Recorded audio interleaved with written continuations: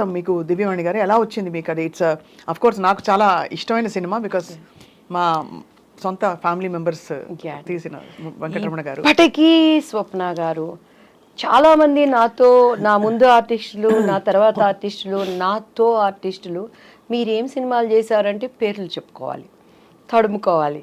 ఆ హీరోలతో ఎంతో స్ట్రగుల్ అయ్యి ఏమేమో పణంగా పెట్టి వాళ్ళు పెద్ద పెద్ద హీరోలతో చేశారు. కానీ దేవుడి దయ, బాపు రమణ గారు దివ్యవాణి అంటే పెళ్లి పుస్తకం, పెళ్లి పుస్తకం అంటే దివ్యవాణి, ఆ తర్వాత రాజేంద్ర ప్రసాద్ గారు అంటారు. అవునవును, ఎందుకంటే నేను కొత్త అలా చేయటానికి. అండ్ అది అసలు నేనైతే సినిమా ఇండస్ట్రీలో అలసిపోయి, నేను సినిమా ఇండస్ట్రీకి సెట్గానేమో నిజంగా వెళ్ళిపోయి పెళ్లి చేసేసుకొని అంటలు తోక్కుంటాను, ఏదో ఒకటి చేసుకుంటా ఉండొచ్చు. మా బావ ఉండేవాడు, మా అత్తయ్య గారు అబ్బాయి, మా అత్తయ్య గారు అబ్బాయి నేను పెళ్లి చేసేసుకుంటాను, నన్ను పంపించేయండి అన్న టైంలో బాపు గారి దగ్గర నుంచి కాల్ వచ్చింది. ఇట్లా బాపు గారు చూస్తారంటే ఈయన కూడా అంతే, అందరూ డైరెక్టర్ లాగానే ఉంటారు, వేవేవో మాట్లాడతారు, నేను అలా ఉండను అంటాను. ఇంటికి వచ్చినాక మా అమ్మ ఇండైరెక్ట్గా తిడుతుంది, డైరెక్ట్గా తిడితే మళ్ళీ నన్ను భరించలేరు ఎవరు, ఇండైరెక్ట్గా తిడుతుంది. నేను ఇంకా ఏడ్చుకుంటా చీదుకుంటా ఉంటాను, నన్ను పంపించండి నేను మళ్ళీ చదువుకుంటాను అంటాను. ఇది కూడా అంతేలే అని చెప్పని తలకు బాగా నూనె పెట్టుకున్నాను. అప్పుడు చీర కట్టాలంటే మమ్మీనే కట్టేవాళ్ళు, నాకు అంత కట్టుకోవటం రాదనమాట. సో బాపు గారి దగ్గరికి వెళ్ళినప్పుడు తలకి లక్ ఏంటంటే ఆ రోజు తలస్నానం చేయలేదు, తలకు నూనె పెట్టుకున్నాను. ఆ హోమ్లీ కావాలనేది నాకు తెలీదు.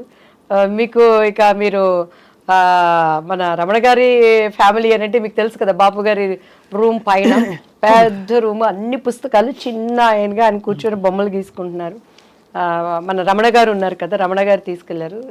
ఈ అమ్మాయి కొత్త అమ్మాయి అండి దివ్యవాణి గారు అనగానే చూశారు బాపు గారు, నమస్కారం అండి అని కూర్చున్నాను నేను. ఇది జుట్టు మీ సొంత జుట్టు అండి అని అన్నారు. అవును సార్ అన్నాను. ఇట్లానే ఉండాలి మూవీలో అన్నారు.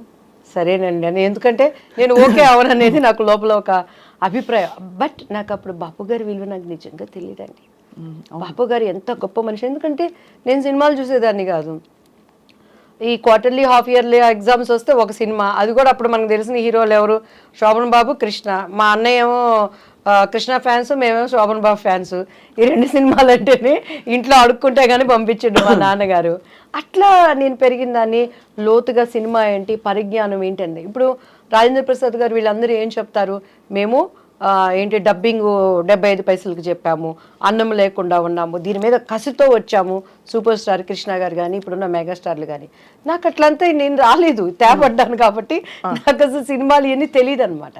సో బాపు గారి విలువ తెలియకుండా అప్పుడు ఆయన ఏమడిగారంటే, మా అమ్మగారు అన్నారు, మిస్సమ్మ సినిమా చూసావమ్మ అన్నారు.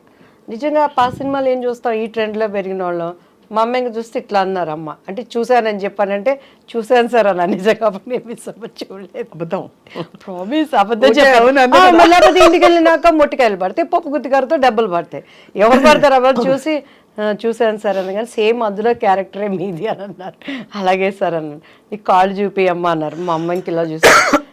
మా అమ్మగారు పాప ఆమె భయపడతా, ఈ అవకాశం అన్నా మా అమ్మాయికి రావాలి, ఏదో ఒకటి మా అమ్మాయి ద్వారా మేము ఇండస్ట్రీలో ప్రూవ్ చేసుకోవాలని కాళ్ళు చూపించాను. ఎందుకంటే ఆ మూవీలో ఎక్కువ కాళ్ళకి షార్ట్స్ ఉంటాయండి. మహానుభావులు. నా స్టోరీ నాకు మిస్సమ్మ సినిమా మళ్ళీ చూడమ్మా అని అన్నారు. అలాగే సార్ అని చెప్పాను. ఇంటికి వెళ్ళిపోయాను. టక్ టక్ టక్ టక్ అగ్రిమెంట్, డేట్స్ ఫిక్స్ అయిపోయినాయి. 45 days కంటిన్యూస్గా షూటింగ్.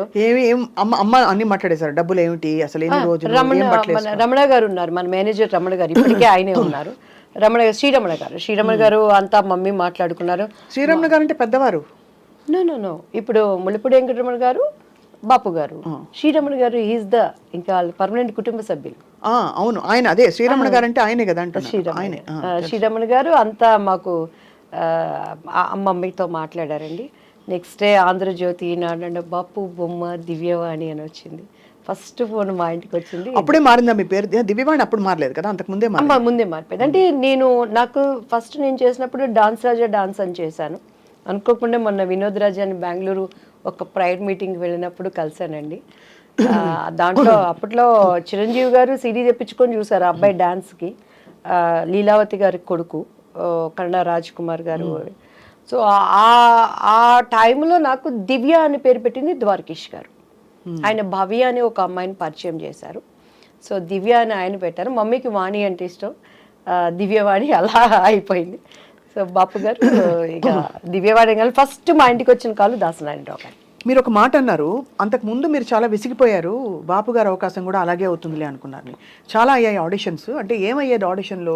మీరు సెట్ అయ్యేవారు కదా వాళ్ళ క్యారెక్టర్కి, లేకపోతే ఎలా? అంటే దానికి ముందు దాసనారాయణరావు గారిది అభిసారిక అని ఒక మూవీ వచ్చిందండి. అప్పుడు మేము పద్మాంటి దగ్గరికి వెళ్ళి, మమ్మీ తెనాలి, మాకు తెలిసిన ఒక మమ్మీ వాళ్ళ క్లాస్మేట్ పద్మాంటికి మంచి క్లోజ్, మంచి వాళ్ళండి తెనాలి పిల్లలు, చాలా వాళ్ళు కష్టపడుతున్నారు ఇండస్ట్రీలో అని అంటే పద్మాంటి రిఫర్ చేసి దాసరి అంకుల్ దగ్గరికి వెళ్ళాం. సవేరా హోటల్లో అప్పుడు వీళ్ళకి పాముగురు వీటిల్లో జరుగుతూ ఉండే స్టోరీ డిస్కషన్స్ అవన్నీ. ఏం చేస్తారు, మాట్లాడేవాళ్ళు, కింద నుంచి పెద్ద చూసారు, ఒడ్డు పొడుగు బాగుంది అమ్మాయి అనేవాళ్ళు, స్టోరీ మంచి క్యారెక్టర్ అండి అనేవాళ్ళు. కొంచెం మీరు బయట కూర్చోండి అమ్మాయితో మాట్లాడతాం అనేవాళ్ళు. మా అమ్మాయికి ఇటు చూసేదాన్ని నేను, ఇంకంతే. ఇంక మా అమ్మగారు బయటకు వెళ్తాను అని అంటే వెళ్ళనిచ్చేదాన్ని కాదు. సో ఆ లోపల వాళ్ళ భావన ఏంటనే అర్థమయ్యి అర్థం కాని వయసు నాది అప్పుడు. సో అలా ఇక మా అమ్మగారు నన్ను వదిలిపెట్టేవాళ్ళు కాదు. మొన్న కూడా చౌదరి గారు అని చెప్పని ఒక ఆయన ప్రొడ్యూసర్ కలిసారండి. అప్పుడు అర్జున్ సర్జాతో ఒక మూవీ చేయాల్సింది, శారదాంటి మెయిన్ క్యారెక్టర్ అందులో. అంతా డేట్స్ వరకు వచ్చింది, అంతా ఓకే అన్నారు, క్యారెక్టర్ మిస్ అయిపోయింది. కాదు అంటే అంత ఓపెన్గా మిస్బిహేవ్ చేసేవారా? నా దగ్గర మిస్బిహేవ్ చేసి నా దగ్గర బతికి బట్ట కడతాడండి వాడు ఎవడైనా. అదే అందుకని అడుగుతున్నా. ఎందుకంటే ఇప్పుడు జీలో అప్పుడు ఉండేది. అదే అదే మీరు బోల్డ్ గా కనిపిస్తున్నారు చాలా, బట్ ఎలా మీకు అర్థమైపోయేది వాళ్ళ మనసులో ఏమిటని? అంటే మా మమ్మీతో మాట్లాడేవాళ్ళు. మా మమ్మీ అమ్మాయి చిన్నపిల్లండి, తను ఫ్రెండ్లీగా మంచి ఆర్టిస్ట్ అండి, మా అమ్మాయిలో టాలెంట్ ఉందండి అని అలా అనేవాళ్ళు. ఇంటికి వచ్చినాక డిస్కషన్ జరుగుతుంది కదా, నన్ను బాగా రెచ్చగొట్టేది మా అక్క అయితే, చూడు నువ్వు చేయాల్సిన క్యారెక్టర్ అమ్మాయి చేసింది చూసుకుంటే, నువ్వు చేసుకొని నాకేంది, నేను ఎప్పుడు ఏ క్యారెక్టర్ పోయిందని ఏడ్చింది లేదండి.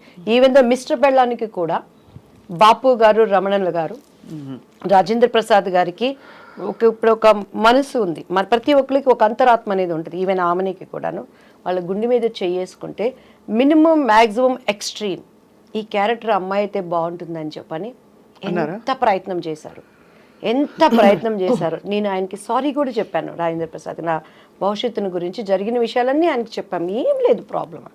ఆయన వేరే ఆలోచనలో ఉండేవాళ్ళు, మేము అది అంటే ఇప్పుడు అప్రమత్వం, ఈజ్ గుడ్ ఆర్టిస్ట్ కానీ ఆ క్యారెక్టరు నాకు ఆమెని ఒకరోజు ఫ్లైట్లో కలిసినప్పుడు నాతో చెప్పింది, దివ్యవాణి గారు 1000 సార్లు నాకు ఆ డెక్లో, అప్పుడు సీడీలు డెక్లు ఉండేవి, చూపించి ఇలానే కావాలని చెప్పేవాళ్ళు. బాబు మరి ఎందుకు మిస్ అయిపోయారు మీరు? చేయలేదు, ఒప్పుకోలేదు. రాజేంద్ర ప్రసాద్ గారు అండ్ ఆయన ప్రొడ్యూసర్ ఆయన చేత పార్థసారథి గారు సంథింగ్ ఏదో పేరు ఉన్నాడు. సో అలా. But film industry is very tough place కదా దివ్యవాణి గారు. టఫ్ ప్లేస్ లేనిది ఏదో చెప్పండి స్వప్న గారు. అలా కాదు, రిలేటివ్లీ నేను మీరు అనేది రైటే, అన్ని ప్లేసెస్ లో టఫ్ ప్లేసే. పనమ్మాయి మన ఇంటికి వచ్చి ఒక పనమ్మాయి పని చేస్తుంది. ఆ అమ్మాయి పొద్దున్న లేసిన దగ్గర నుంచి, రోడ్డు మీద నడుచుకొని వచ్చే దగ్గర నుంచి, ఇంట్లో పని చేసి తను ఓనర్ అనేవాడి దగ్గర నుంచి ఆడదానికి తిరిగి వెళ్ళటానికి టఫ్ కాదు, చాలా టఫ్, ఎక్కడ టఫ్ అక్కడ. కానీ ఇక్కడ ఎంత మొహమాటంగా అందంగా ఉంటుందంటే మీరు చెప్తున్న సన్నివేశాలు ఆలోచిస్తే, ఇప్పుడు అమ్మగారు ఎంత అర్థం చేసుకుని మిమ్మల్ని తప్పించుకుని కాపాడుకుని జాగ్రత్తగా నెట్టుకొచ్చారు. మీరు చెప్పారు, అదే చెప్తున్నాను, అలా చేయలేని పరిస్థితులు చాలా మందిని చూసాను. నాకు ఆర్టిస్టుల్ని చెప్పడం ఎందుకులే గానీ అన్నల దగ్గర అంటే కొంతమందికి అది తప్పు అనిపించకపోవచ్చు, అది వాళ్ళ చాయిస్. నేను తప్పని నేను ఎప్పుడు అంటలేదు. నవేడేస్ ఇప్పుడు కూడా నేను అంటున్నాను, నవేడేస్ అవనేది ఫ్యాషన్ అయిపోయింది, కామన్ అయిపోయింది, అది ఎంజాయ్మెంట్ అయిపోయింది. నేను తప్పని ఇప్పటికీ నేను చెప్పట్లేదు. 2 చేతులు కలిస్తేనే చెప్పట్లు, చేతులు కలవనప్పుడు ఈ చేయి కాబట్టి, కాకపోతే మనం అనుకున్న విధంగా హైప్ అవ్వలేవు చెప్పని. దేవుడు అనేవాడు ఒకడు ఉంటాడు, న్యాయం అనేది ఒకటి ఉంటుంది. మన అంతరంలో ఒక ఆలోచన పుట్టక ముందే ఈ నోస్ వాట్ ఈజ్ మనం ఆలోచిస్తున్నాం అనేది, దానిని నిలబెట్టేవాడు ఆయన. సో అది నన్ను ఇంతవరకు నిలబెట్టింది. ఎంతమంది ఉన్న తెలుగు చరిత్ర ఉన్నంత వరకు నా శత్రువు అయినా నా మిత్రువు అయినా ఆ పని అనేది ఉండాల్సిందే. నన్ను అంగీకరించేవాళ్ళైనా అంగీకరించిన వాళ్ళైనా ఆ పాట అనేది దేవుడు అలా దానిని జతపరిచాడు అనుకుంటానండి. అండ్ ఎస్పెషల్లీ బాపు రమణల గారు అసలు ఇండస్ట్రీకి వాళ్ళు విరుద్ధమైన వ్యక్తులు, అంటే వాళ్ళ మనస్తత్వాలు అంత స్వచ్ఛంగా ఉంటాయని. స్వచ్ఛమైన మనుషులు. నాకు జరిగిన అన్యాయానికే మళ్ళీ పాపం వాళ్ళు పెళ్లి కొడుకు మూవీ చేసి అందులో నాకు తెలిసి లాస్ వచ్చింది. అదే అప్పుడు బంగారు పిచ్చి కానీ విజయ నిర్మల్ గారు చేసిందనమాట. సో నరేష్ గారు నేను చేశాము. అది అక్కడేమో చంద్రమోహన్ గారు విజయ నిర్మల్ గారు చేశారు. సో సేమ్ స్టోరీ, ప్రజలకు అంతా ఎక్కక అది అనుకున్న విధంగా ఆడలేకపోయింది. బట్ నాకు మంచి పేరు వచ్చింది. దానికోసము వెంకటరమణ గారు తన పక్కనున్న సైటుకి అప్పుడు ఫైనాన్షియల్ దీనికి బాపు గారు ఇచ్చేశారు. అంత స్నేహబంధం వాళ్ళకి. వాళ్ళు అసలు చూస్తే రిలేషన్స్ అనుకుంటాం కానీ స్నేహితులు అనేది చాలా రోజుల వరకు నాకే తెలియదండి. సో అన్నీ ఉన్న విస్తరాకు అణిగి మణిగి ఉంటుంది అనడానికి. అవును, ఇండస్ట్రీలో ఉండే పద్ధతులకి విరోధమైన వాళ్ళు అండ్ నాకు మనసున్న మనుషులు. నేను బాపు గారితో న్యూ ఇయర్ టైంలో ఆటలు కూడా ఆడాను ఆయనతో. మొన్న కూడా రోజా ఒకసారి దుబాయ్లో బాపు గారికి లైఫ్ టైమ్ అచీవ్మెంట్ అవార్డు ఇస్తున్నప్పుడు చెప్పింది, ఒక ఆడది అందగత్తె అంటే ఎన్ని అవార్డ్స్ రివార్డ్స్ వచ్చినా బాపు బొమ్మ అనేది అది ఒక క్రెడిట్. అది దివ్యవాణి కొట్టేసింది. నాకు చాలా జెల్సీగా ఉండేది. ఫుల్ లెంగ్త్ నేను క్యారెక్టర్ ఆయన దగ్గర నేను చేయలేకపోయాను. అఫ్కోర్స్ ఆ తర్వాత నేను అదేంటి ఒక మూవీ చెప్పిందండి ఎన్టీఆర్ గారిది ఏదో, దాంట్లో నేను ఒక సాంగ్ చేశాను నేను అని చెప్పాను. అది అంటే ఆడవాళ్ళంటే అందరూ అందమే, అందరూ బాపు బొమ్మలే. ఎస్పెషలీ బాపు బొమ్మ అంటే ఆయన జనరేషన్స్ ఎంతమంది చేసిన, అవును, వాణిశ్రీ గారు వాళ్ళు చేసిన, నా జనరేషన్స్ ఎంతమంది చేసిన, ఆమెని నేను ఎంతమంది, నా తర్వాత జనరేషన్ చార్మి వాళ్ళు మిగతా వాళ్ళు ఎంత చేసినా బాపు బొమ్మ అంటే దివ్యవాణి. అది నా ఇంటి పేరుగా మార్చబడింది కదా, అదే నాకు దేవుడిచ్చిన ఒక ధన్యత అండి. అదే మరి చారెడు బారెడు పిడికెడు గుర్తుందా? పిడికెడు నల్లని కూరలు బారెడు. ఆ జడ పట్టుకున్నప్పుడు మీరు చూడండి, ఆ షార్ట్లో చూస్తే నా కళ్ళన్నీ ఎర్రగా ఉంటాయి అనమాట. అప్పటికే ఒక యుద్ధం అయిపోయేది నా మీద, ఇన్ని నిందలు, ఏడ్చి ఏడ్చి ఏడ్చి షార్ట్ రెడీ అనగానే వెళ్ళిపోయేది అనమాట. మళ్ళీ అట్లా మీ డైలాగ్ మేము వాడేసుకుంటుంటాం, చెంగల్పట్టి శాంతారాం అంటే మీరే కదా. అదోటి అమ్ముకుట్టి అమ్ముకుట్టి మనసిలాయో కిట్టమూర్తి కిట్టమూర్తి తెలుసులే ఓయ్ ఓయ్. అందులో కూడా రమణ గారి ట్యాగ్ ఉంటుందండి ఆ సాంగ్స్. అండ్ అందులో స్వప్న గారు నా జీవితానికి నేను అనునించుకునే డైలాగులో ముఖ్యమైనది, అండ్ రాజేంద్ర ప్రసాద్ గారు చెప్తారు ఒక డైలాగు. నేను అక్కడికి వెళ్ళి డ్యాన్స్ నేర్పిస్తూ అక్కడ ఉన్నప్పుడు మంచి చెడులు రాసులు పోసుకొని ఉండవట. అవును, అవకాశము ఉంటే మంచివాడు కూడా చెడ్డవాడుగా మారుతాడు, అవకాశం లేకపోతే చెడ్డవాడు కూడా మంచివాడిగా ఉంటాడు. కస్టమ్స్ అండ్ సుఖమ్స్, ద కాంబినేషన్ ఈజ్ లైఫ్. అంతే, పర్ఫెక్ట్ కదా అది. నా జీవితంలో ప్రతి చోట ఎదురయ్యే బిట్స్లో ఎంత అనుభవంతో ఎంత జ్ఞానంతో ఆయన ఆ డైలాగ్ రాశాడు. ప్రతి మనిషికి ఒక్కొక్క మనిషిలో ఉండే కలర్స్, నటన, నా బిడ్డలు కానీ బయట వాళ్ళు కానీ నమ్మిన వాళ్ళు కానీ బయటకు వచ్చేటప్పుడు అంతా మంచి చెడులు రాసుకుపోసుకొని ఉండవు. అవకాశం ఉందంటే మంచోడు కూడా చెడ్డోడు అయిపోతాడు, అవకాశం లేకపోతే చెడ్డోడు కూడా గప్చిప్ సాంబార్ బుడ్డి. నేను సాంబార్ బుడ్డి. సో అలా లైఫ్లో. అండ్ నా లైఫ్ ఏంటంటేనండి, మా మమ్మీ దగ్గర ఏం తెలీదు, మా ఆయన దగ్గర అంతకన్నా తెలీదు. ఇప్పుడు ఈ 5 ఏళ్ళు దేవుడు నిమిత్తమై నేను బయటకు వస్తున్నప్పుడు పాలిటిక్స్లోకి వచ్చినాక, ఓ ఇది ఇలా ఉంటారా, ఓ ఇది ఇలా ఉంటారా, వాళ్ళు ఇలా ఉంటే నేను ఇలానే ఉంటాను, అది నష్టమైనా నిజాన్ని బ్రతికించుకుంటాను, అదే నా హీరో, అదే నన్ను కాపాడుతుంది అనే విధంగా వెళ్ళి ఈరోజు యథార్థవాది లోక విరోధి అనే దానికి సాదృశ్యంగా. మీరు చాలా బోల్డ్గా ఉన్నారు. అంటే మీరు ఇప్పుడు ఇంకా ఫీల్డ్లో ఉన్నట్టే, మీరు ఎంత పాలిటిక్స్లోకి వచ్చినా సినిమా ఇండస్ట్రీలో ఉన్నట్టే ఒక నటిగా మీరు ఇప్పటివరకు చెప్పిన విషయాలే ఇంత క్యాండిడ్గా ఎవరు మాట్లాడలేకపోయారు.